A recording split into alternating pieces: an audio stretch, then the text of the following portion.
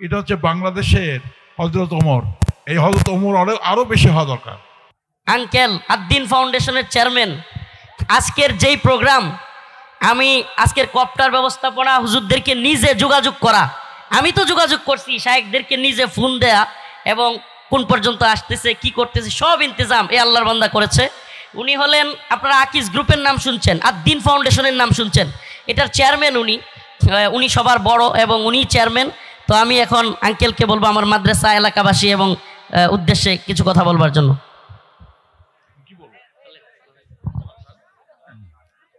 আউযুবিল্লাহি মিনাশ শাইতানির রাজিম, বিসমিল্লাহির রহমানির রহিম। আমি আমার এই হুজুরকে আমি খুব ভালোবাসি, মহব্বত করি, এই জন্যই আমি আসছি, আর কোনো কারণ না, শুধু এইটার জন্যই আসছি। এবং ভালোবাসি বলে এই গ্রামে আসা হয়েছে আমার, যে যিনি উচ্চস্বরে দিনের পক্ষে কথা বলেন, কাকু ভয় করেন না, এরকম মানুষের দরকার আছে না, আছে না? সুতরাং এটা হচ্ছে বাংলাদেশের হযরত ওমর। এই হযরত ওমর আরো বেশি হওয়া দরকার।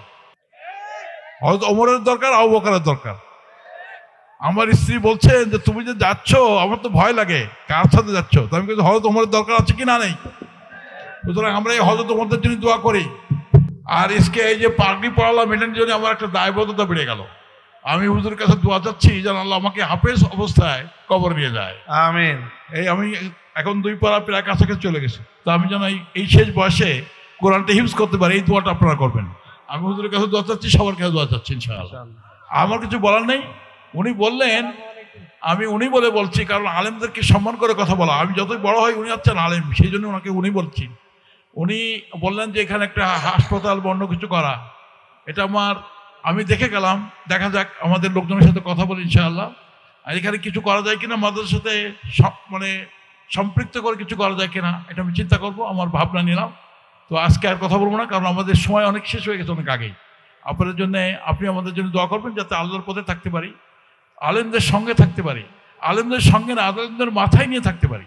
আলেমদের সঙ্গে থাকাটা বলা আমার বেয়াদবি হলো, আলেমদের মাথায় নিয়ে থাকতে পারি, এই তৌফিক আল্লাহ যেন আমাদেরকে দেন। আর একটা অনুরোধ করবো, শেষ বয়সে, শেষ সময় এসে আমার উপলব্ধি হয়েছে, আলেমদের সমালোচনা না করি। আমি ডাক্তার হয়েছি, ডাক্তারদের সমালোচনা করতে পারি না। আলেমদের আমরা সমালোচনা না করি, আলেমদের মাথার উপরে উঠে রাখি, আমরা আলেমদেরকে মাথার উপরে রাখবো, ঠিক আছে তো? এই উদ্দেশ্যে এখানে আসা, আলেমদেরকে সম্মান করি, আলেমদেরকে ভালোবাসি এবং আলেমদের কথা মতো চলি। আল্লাহ আমাদেরকে সবাইকে তৌফিক দিন। আসসালামু আলাইকুম ওয়া রাহমাতুল্লাহি ওয়া বারাকাতুহু।